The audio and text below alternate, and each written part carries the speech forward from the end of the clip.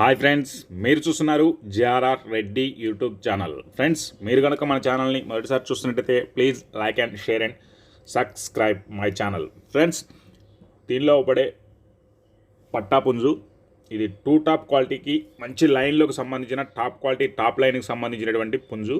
Quality మాత్రం two top quality.